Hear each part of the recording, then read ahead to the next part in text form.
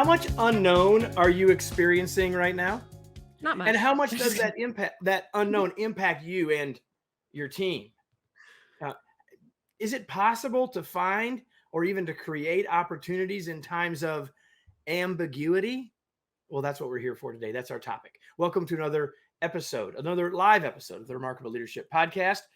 If you are listening now, you could have been with us live, and you can do that for future episodes on your favorite social channels. You can get all live updates, updates, and get access to live episodes, and so therefore see them sooner by joining our Facebook or LinkedIn groups.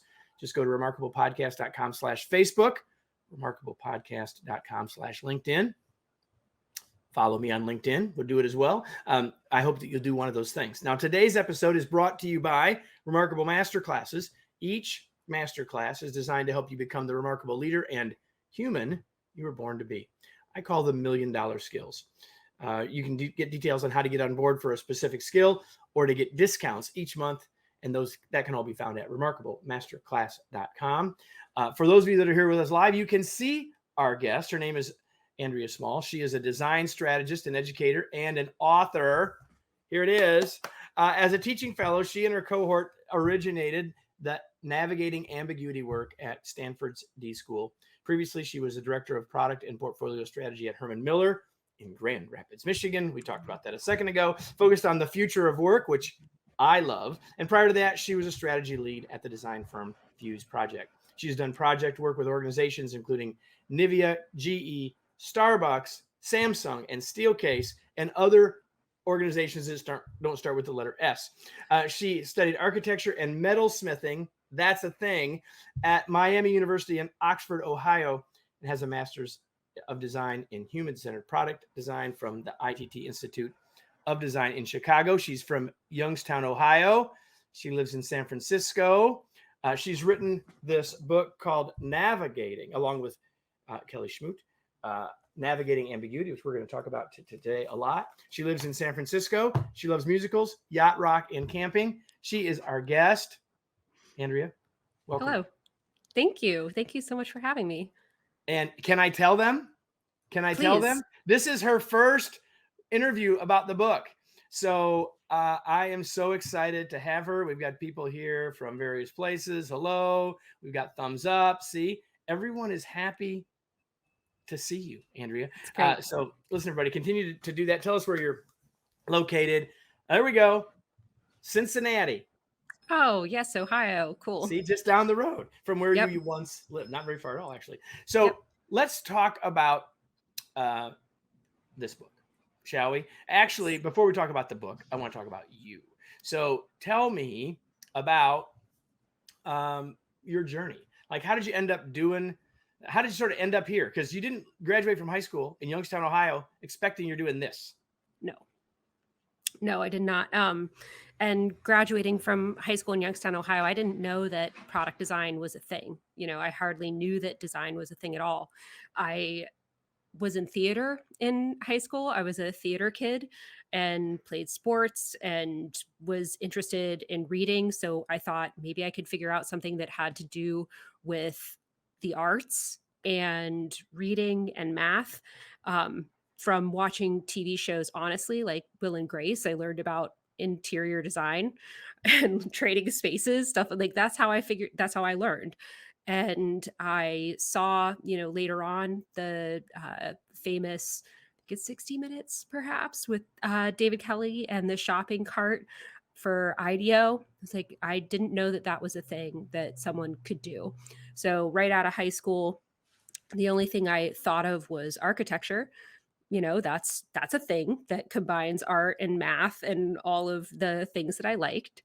So and not only that, it's a thing that people understand. Yes. Right? Yes. If you say, hey, I'm going to go study architecture, people, oh, I know what that is, right? Yes, exactly. And I didn't have any architects or designers in my family.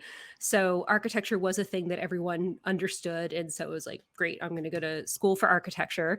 I went to Miami of Ohio, which is I think, furthest you could get from Youngstown, Ohio, and still be in the state of Ohio. So Miami was a great place to study architecture. I also started to take metalsmithing classes as an art elective, you had to take some, fine art classes as well. So I took metals 101, 102, 202, I just took all of them, and it ended up Suddenly, being a dual major. Yeah. suddenly you're a welder. Suddenly I'm a welder. Suddenly you're a welder. Mhm. Okay, so you end up doing this design work, and so then at some point you end up studying, teaching about ambiguity. So Mhm. why ambiguity? Why ambiguity?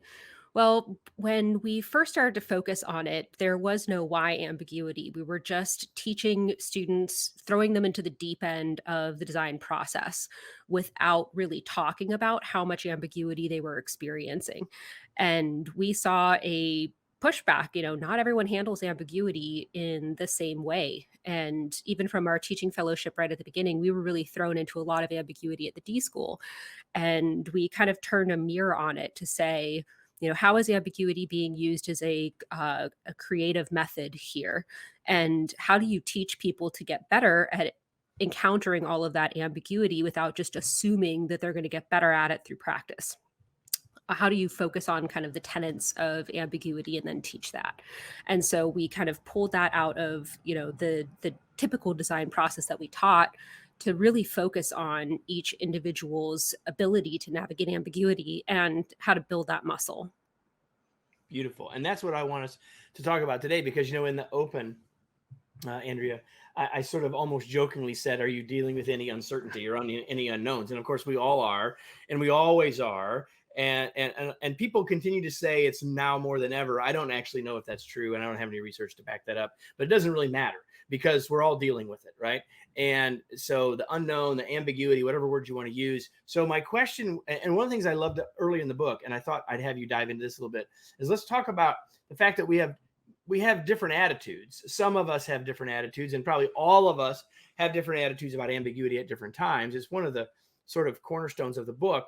So let's talk about what would you consider the attitudes, sort of the common attitudes or sort of starting points that people have about Mhm. ambiguity, almost mindset, really, in a way. Yes. And we define them at the three attitudes of ambiguity as endure, engage, and embrace. We learned that my co author, Kelly Schmutte, did all of these classes and experiments with students that focused around creating metaphors for ambiguity. And the metaphors that they wrote, she synthesized them with a team to really understand the levels of people's attitudes. So there might be a moment where you're really just hunkered down and waiting for the thing to be over. And, in that moment, you're just enduring ambiguity. Or maybe you're reaching into ambiguity as a creative method for, a part of your process or something. And so you're engaging with it. And then there's, people who have an attitude of embracing ambiguity where you really thrive in that kind of situation. And your attitude really can change day to day, hour to hour. It's not just one thing of uncertainty that you're generally dealing with. Everything else that's going on in the world and your life affects your ability to navigate ambiguity in the workplace as well. So I told you before we started that we would sort of take the lens of leadership here, but also for ourselves. So um, let's talk a little bit more about endure, engage, embrace for a second. How do you said that we all sort of move between them, and that's probably true, but probably most people end up in one of them more of the time than another. Is that a fair statement? Yes, I think a lot of people fall into the endure, but that's more uncertainty. In the book, we talk about the difference between ambiguity and uncertainty. Uncertainty implies that there is something to be certain about, like you are waiting for an answer. And when is this thing going to be over? What is the final budget going to be? How many people are going to be on this project? There's a finite answer to the thing that you're waiting for. And so I think a lot of times we fall into that where it's actually just waiting or enduring the uncertainty until you get to a known. Ambiguity is different. It's taking multiple things and holding them as one truth. So it's not this or that, it's both. And being able to use that as a lens to see everything and to find more creative space. So from, you're shifting from an attitude of ambiguity is something that I have to endure and get rid of and move past, something that is blocking me from achieving something else, to ambiguity is ever present. Sometimes I feel it more, sometimes I feel it less. I could, reach into ambiguity if I want to inspire creativity, as opposed to just end it and move past. So obviously, because of the work that you do and your background and the fact that you're teaching this at D school at Stanford, and you even described that this comes out of the design process, right? How do we, and so we should all be thinking about that in terms of navigating ambiguity, if you will, in terms of anything that we might be designing or creating or whatever. But what's your advice about this idea as it relates to something perhaps that might not be about design, just about the rest of our lives or something else that's at work that's not necessarily design connected? Oh yeah, I believe this applies to everything creative outside of design. So if we're talking about writing or any other kind of creative practice that requires creative problem solving, this is there. It's not just for designers during a defined design process. You're encountering ambiguity or you're encountering unknowns every time you work with someone. So if you are a leader, chances are you're collaborating with others. And when you're collaborating with others, then you're opening yourself up to unpredictable variables. And in that case, more unknowns. So it's not just an aspect of design for sure. Perfect. I love that. So I always try to think of, when I'm reading a book, about like, what's the big thing that I'm going to take from the book? And so I'm going to ask you to talk about that big things actually in a second. And I hope that will be useful to all of you who are watching or listening as well. But I promise you, everybody, you're not going to get enough of this in the next few minutes with Andrea. So I am talking with Andrea Small, co-author of the book Navigating Ambiguity. Some people in the comments are saying that we want to help you sell a lot of copies. I want to help you sell a lot of copies too. Look at this, everybody. Short, small and short. But packed with great stuff. So you talk about the 5 balances that actually help us once we sort of get past this initial, where are we on our attitude about ambiguity or how we're feeling about it. You talk about 5 balances. And so what I thought we'd do is have you very quickly talk about each of the 5, and they're a balance between 2 things, which I love the idea. So many things aren't about absolutes, but are about finding a balance between 2 things, which is one of the reasons I love it. So let's talk about the 5 very quickly, and then I'm going to ask you a couple follow-up questions. Okay. Great. Yes. So tell us the 5.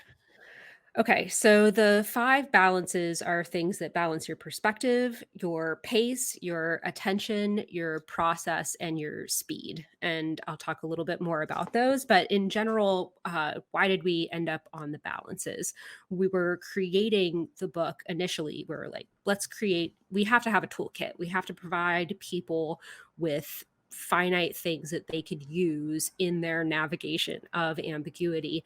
And what we realized is that there isn't, and this might be my big learning from the book, or my big aha, that there is no definite toolkit. Everybody's toolkit changes all of the time. There's no amount of tools that's out there that you need to find in order for you to then be good at the unknown or be good at navigating uncertainty.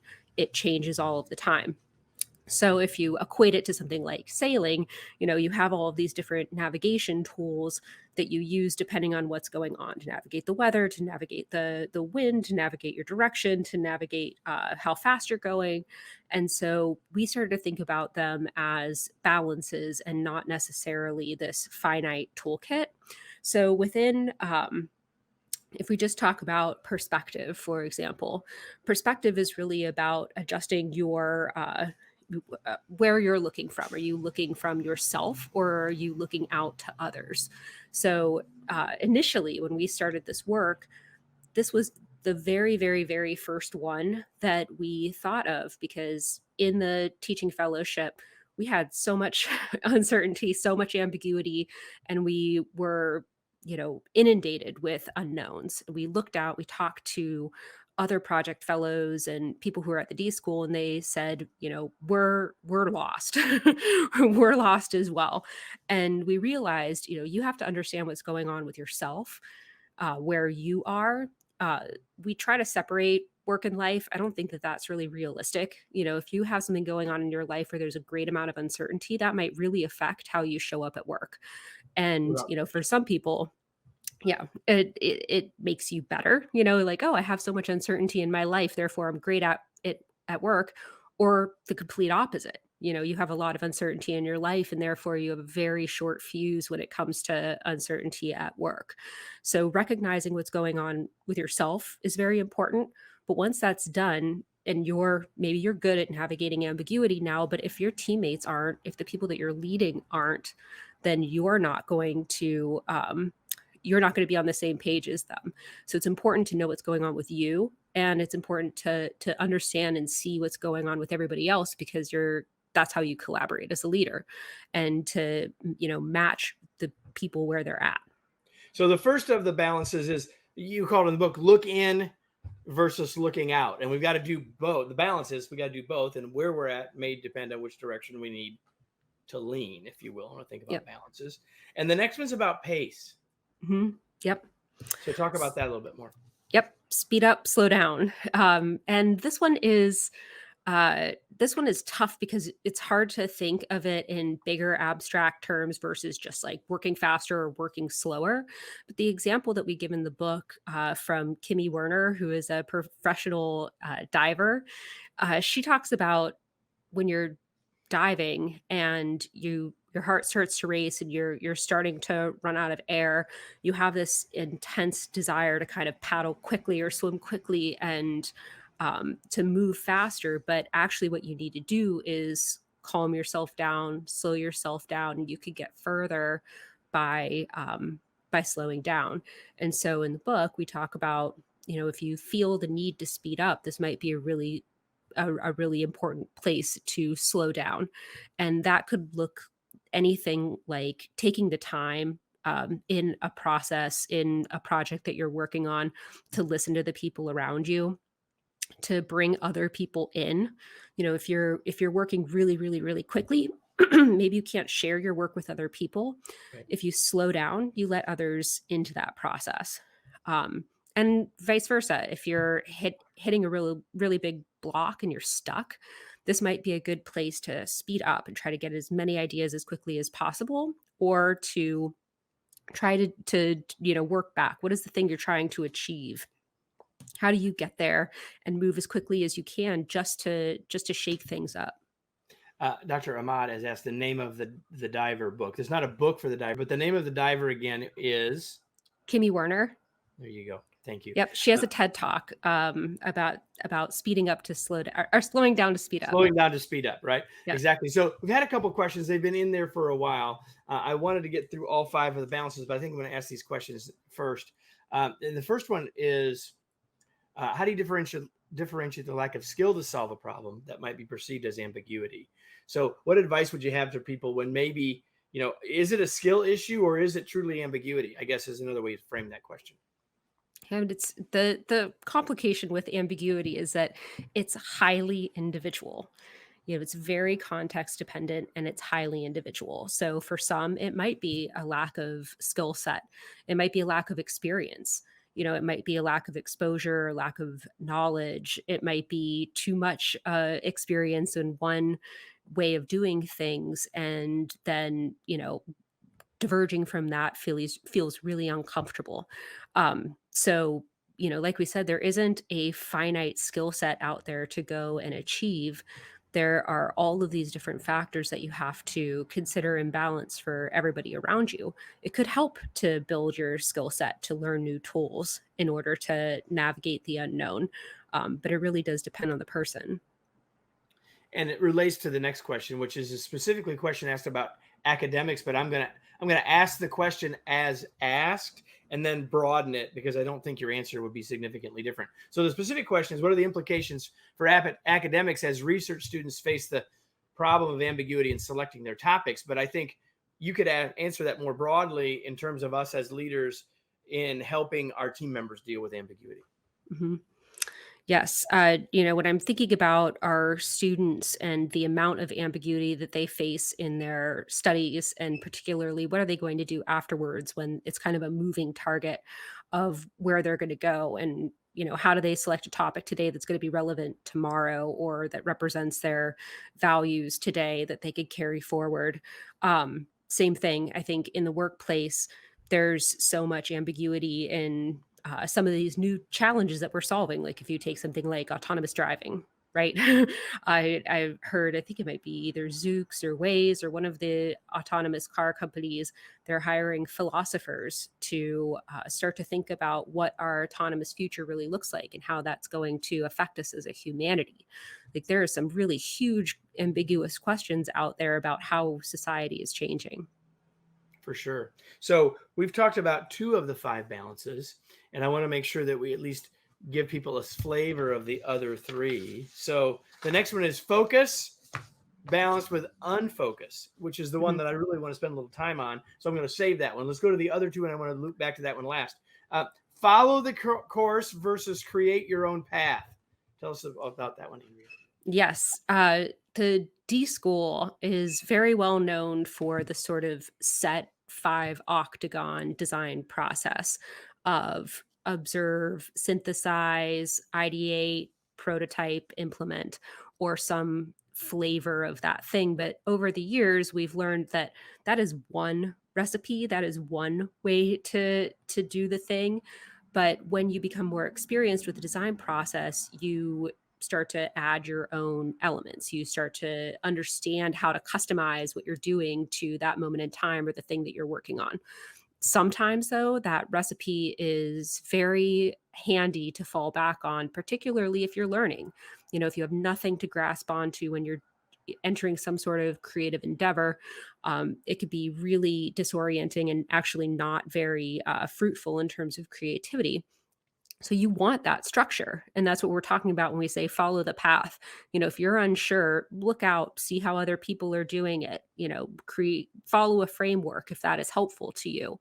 But sometimes there is no set path, particularly for new leaders that are entering the workplace. Maybe the path that you're going to be on isn't a path that you see with the leaders who are currently ahead of you. So you kind of have to forge your own path in that way. And that's what we mean of, sometimes follow the course, sometimes create your own path. Right.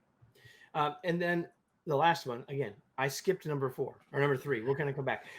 Zoom in versus zoom out. Mhm.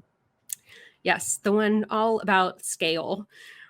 So different from managing your perspective where you're looking in and you're looking out, zooming in and zooming out. If you're in a moment of uncertainty, really diving into the point where you can almost not recognize the big picture anymore, like getting lost in the details. Sometimes actually that could be beneficial if you've spent so much time out in the ether that maybe diving in and just working on something more hyper specific could help move you through a problem. And in the same way, zooming out and seeing the whole big picture, if you've been down in the weeds for a really, really, really long time, it could be very helpful and necessary to kind of think about the whole system and everything that is surrounding it. So you really want to balance, if you're way too down in the weeds in one moment and you need a moment to like step out of it and see it from afar, that's the aspect of zoom in, zoom out. Everybody, I taught a workshop last week. I'll be repeating it for the same client tomorrow, Andrea. I call that the bird's eye view and the worm's eye view, but it's the Yes. same exact thing, right? Like, are we going to be right down in it, looking down at it here, or are we going to be way up here? We have to be able to do both. And Yes. I love this point of how we can consciously pick one or directionally one or the other to actually help us get unstuck, help us move forward, help us see things in new ways. I said we'd come back to this one. I want to talk about it because it's focus and unfocus. And I think that so many of us, for ourselves and as leaders, are trying to get people to focus. So this one feels like one that maybe requires a little bit more time to talk about focus versus unfocus. Say a little bit Mhm. more. So focus, I feel like, we got that. We know what that is. And there are a lot of tools, and what works for one person might not necessarily work for another person. I have a, a hourglass on my desk that sometimes I use if I am having a really hard time focusing and I just need to, like the Pomodoro technique of setting a timer and getting a thing started. We have so many distractions, particularly with all of our devices and all of our screens. It could be very, very, very hard to focus. Unfocusing is crucial to creativity. It really, um, there is. I am not a scientist by any means, and but there's a process that goes on in your brain where your synapses are actually connecting when you're not doing that thing. So, in order to problem solve, in order to think creatively, your brain needs a moment to make those connections when you're not actually actively trying to solve the problem that you're working on. In the book, we give the example of the Mona Lisa and the ambiguity around her smile and the whole design process and all of that. And there's a person who's analyzing that, and the thought comes to her about what is so unique about the Mona Lisa's face on her bike ride home. She's doing something else. Her focus is 100% on biking, obviously, but your brain is working in the background and still thinking about your problems. A lot of great thinking does not happen when you're sitting down with your hands on the keyboard trying to do the thing that you're trying to do. And that could be really difficult, particularly if it's a very high productivity, be on all the time type of work environment. There really is no, oh yeah, we should just take 15 minutes to unfocus. Like it doesn't necessarily work like that. Having a rich exterior life and giving your brain some space to do other things is actually beneficial for your creativity. I have asked anecdotally. I've asked hundreds of people this question: where do you get your best ideas? Where do you come up with the ideas to solve your problem? Top three answers: exercising, the shower, and mowing the lawn. And Oh, none of those things have anything to do with the mhm. task, right? I'm assuming we're Right. not trying to solve a lawn mowing or a plumbing problem, right? Um, absolutely, I think that's really great, and I appreciate you sharing that. So I'd like you to just and we have dipped into this along the way. You've done a great job of giving some examples as relates to this, Andrea. But I'd really love to know if you have any other thoughts about the connection between ambiguity and leadership, or what our role is as a leader, recognizing the ambiguity around us, not just for ourselves but for our teams. I Mhm. know we've talked about it some, but what else would you add to that part of this conversation? Yeah, we haven't brought up risk taking and how risk taking is navigating ambiguity and its leadership. And as a leader, you're both charged with taking those risks to actually move the needle, to do something different, to bring a greater benefit to the customers that you're serving, or the people that you're interacting with. In order to take those risks, you absolutely are stepping into ambiguity. If you're not taking risks and you've created a lot of structure around the thing that you're doing, then breaking out of that and coming up with big creative ideas is going to be a lot more difficult. As a leader, part of the job is to manage the ambiguity that the people under you have to also navigate. So, absorbing some of that uncertainty so that the people can do their best work. It's about providing a little bit of ambiguity and less structure so that these new ideas can come forward. But it's very difficult because, you know, people don't want to waste any money and they don't want to waste any time. And so investing in something that does not have a certain outcome, where you're not sure where it's going to go or how it's going to finish, is incredibly risky, especially today when our budgets are incredibly tight, our timelines are all over the place, things keep changing. taking risks, spending money on creative endeavors that might not go anywhere. It's really difficult, and it's a skill set that leaders are really required to have now to be able to create that space, even when we really, really, really want to anchor on something known. Absolutely. I love that. I really do love that. So, I mentioned earlier that so many people are saying, well, there's more ambiguity now than ever. And I don't know that there is or there isn't, but I know that's how people feel. So my question is, you and I are having this conversation at the end of May. We don't know when people who might be watching or listening to this on the podcast later, when that would be. But what's your specific thoughts about now? Like in 2022, you have specific thoughts about advice for us around navigating ambiguity now? Yes. And when we started this work, it was in 2015. So a world away, and the book got delayed and then picked up, and then the pandemic happened. So we wrote the book before the pandemic, and we're finalizing it during the whole during everything. So, of course, our attitude as authors, me and my co-author Kelly, our attitudes about ambiguity changed dramatically. I think one of the things for me is that we have this sort of base layer now of existential unknown and dread that everything is sitting on top of. Some people feel that more, and some people feel that less. Particularly if you have someone in your life that has a compromised immune system or something like that. Having that amount of uncertainty as a base layer for everything. When are we going back to work? What is the office going to look like? How are our projects going to change? When is the next supply chain shortage going to affect us? Are we going to shut down again? Is there like all these huge questions are now sitting underneath all of our kind of like regular work.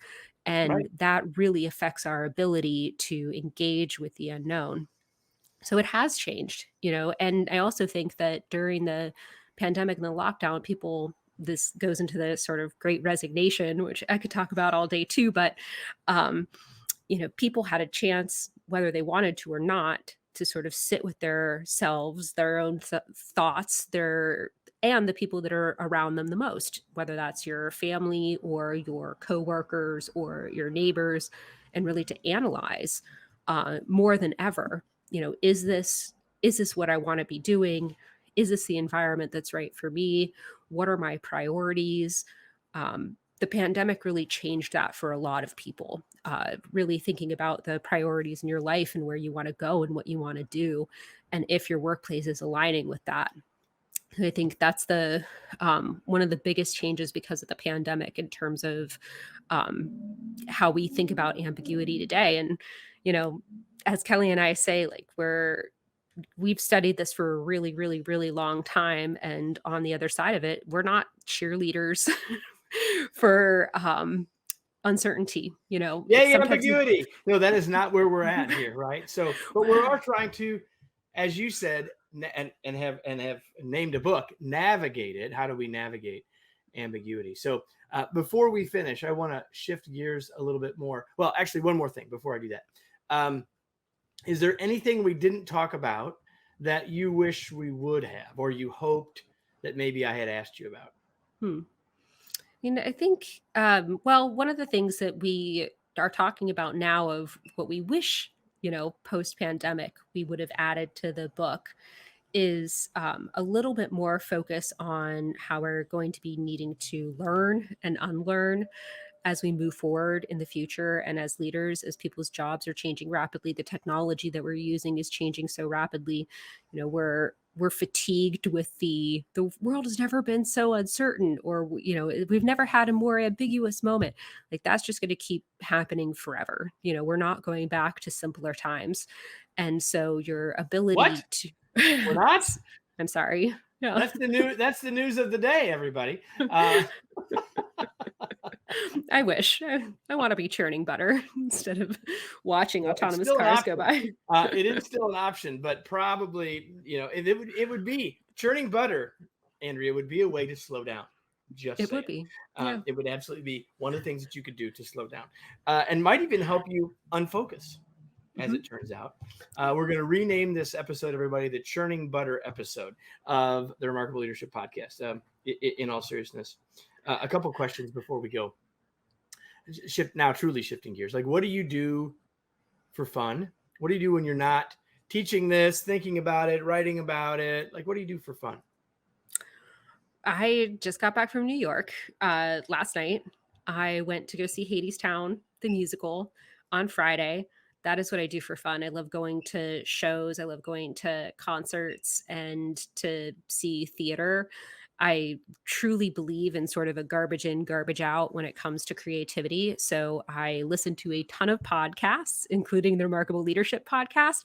And I listen to a lot of radio programs, storytelling, whether it's poetry, fiction, all of that.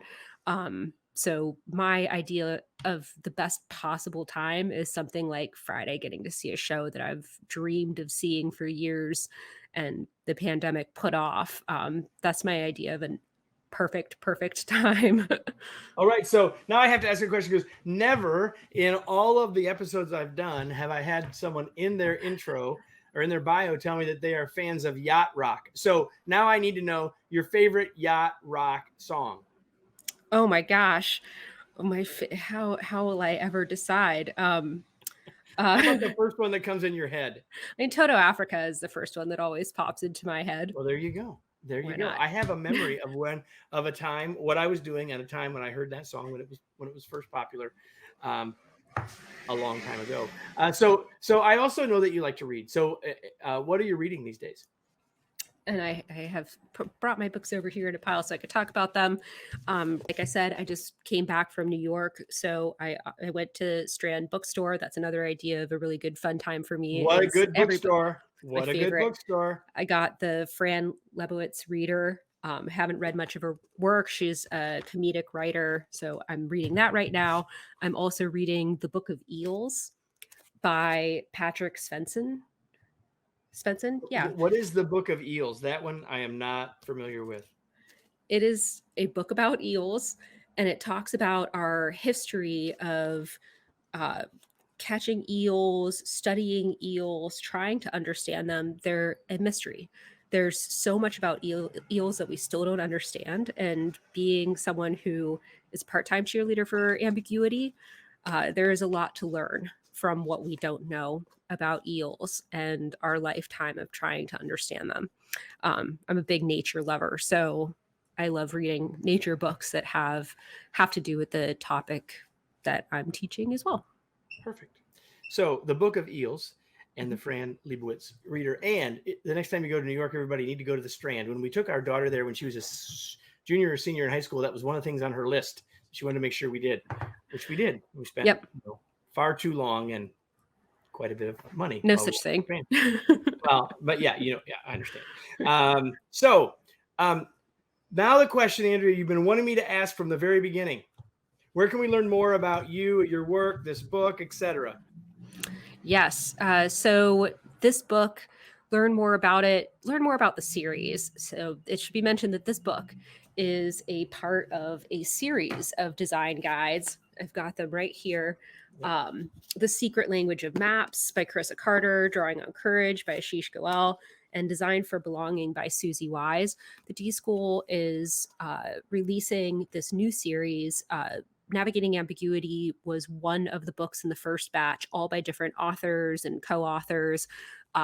There's a whole nother batch launching this fall and again in the spring. So you can learn about the series by even just Googling a Stanford designer guides. And you could pick up copies of these books wherever you buy your books. I'm a big indie bookstore person, but they're also available on Amazon. And to learn more about ambiguity, the D School has what we call the Library of Ambiguity, which is something that Kelly has really spent a lot of time putting together, that is filled with activities and just prompts for curiosity and references that we use in the book, and just other places to learn more about ambiguity and the creative process. You can also go to andreasmall.com. Just do that too. You can do that too, right? So listen, now I have a question for everyone who is listening or watching, whenever that might be. And the question is the one I ask every week. now what? What are you going to do with this? And maybe you got some insight about one of the 5 balances, or maybe you were thinking about how you might deal with or think about, am I in endure? Am I engaging with ambiguity, or am I embracing it? And so maybe you got some ideas about your own thinking about an attitude toward ambiguity. Maybe you got some very specific ideas about what you could be doing right now to deal with the ambiguity you're facing, or how you could help your team. I encourage you to think about those things, because if you don't take action on any of this, anybody, like, what's the point? I mean, I know that Andrea and I had fun, so you probably enjoyed this. I hope that you did, but none of that really matters, right? At the end of the day, you came here to come up with something that you could do different or better to become the remarkable leader and human you were born to be. That's why we were here. So, Andrea, thanks so much for being here. It was a pleasure to have you. Thank you for having me. This was wonderful. Really appreciate it, Kevin. Your first one. Yay. First live thing. Yay. There you go. So clapping around for Andrea. Make sure you go to andreasmall.com and get a copy of Navigating Ambiguity. And if you enjoyed this episode, I hope you'll join us next week. Hope you invite someone else to join you as well. You can find every episode wherever you watch or listen to your podcasts, and you can always go to remarkablepodcast.com as well. We hope you'll do that. And so I will thank you all for joining us. Thanks so much for being here. And thanks again, Andrea. And we're done. Thanks. All right. We're going to cut there, Marissa. Everybody who might still be here live, I'm having trouble with my browser, so I'm not going to be able. Normally, I just end this live and then I talk to Andrea, but I can't do that because there's something going on with my browser. I'm going to have to close the browser window. So I'm just going to have to say to you one more time, Andrea, thanks so much for being here. It was such a pleasure. Thank you for having me. This is really great. It was really nice to meet you. It was my pleasure. All right. Thanks, everybody. Have a great day.